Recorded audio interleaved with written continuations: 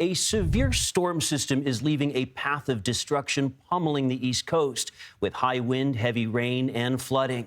The system spawned a deadly string of tornadoes in central Tennessee that killed at least 6 people. One woman watched in horror when one of those tornadoes tore through her trailer park. I looked out and I didn't see the trailer, and we heard somebody hollering for help. You could hear for help, and by the time we got out here, and there were already people over here trying to get to them. Our Manuel Bojorquez is in Clarksville, Tennessee, with more. Thanks for talking with us, Manny. What are the conditions there like? It's good to be with you. Right now, yep, go ahead. The conditions here, well, the sun has come up on a day of cleanup here, and where we are at right now is at a church that is serving as a distribution center. The pastor tells us they've already served hundreds upon hundreds of people here because people have lost all their material possessions. You can see the water lined up here, some trash bags and such. They've even let people stay in the church. And here's to put it into perspective for you of how great the need is. 500 homes in Clarksville sustained some type of damage, 91 of those destroyed. So that's 91 families who don't have a place to sleep, who have likely lost all their clothes and need shelter at this time. Adding to the misery here is the fact that it's very cold, and in fact the temperatures dipped into the mid-20s overnight, and before people went to bed, the utility here was reporting that there were still about 20,000 customers that did not have electricity. They're working still to try to get all those people back up and running. And were people prepared at all for the severity of this weather system? Were there emergency alerts?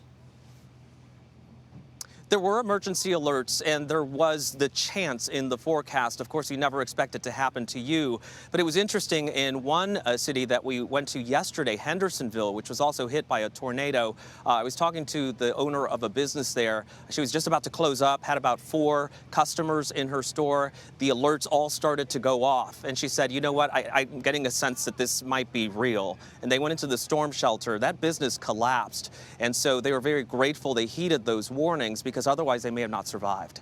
How much time do folks get when they get these warnings? How quickly do they have to react?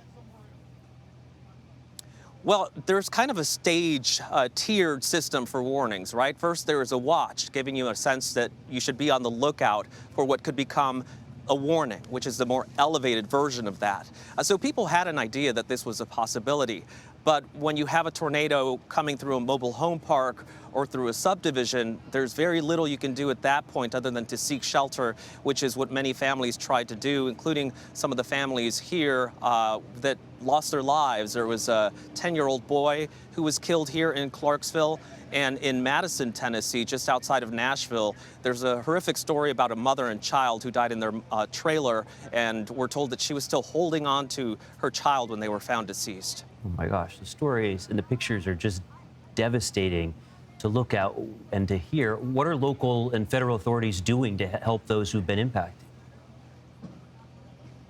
Well, they're collaborating with local agencies and entities like this church. The emergency management folks have been working with them to make sure that they have everything they need.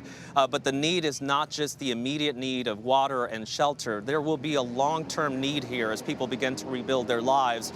And that's where FEMA will likely step in to try to give some assistance when it comes to applying for loans and that kind of thing to rebuild homes and such.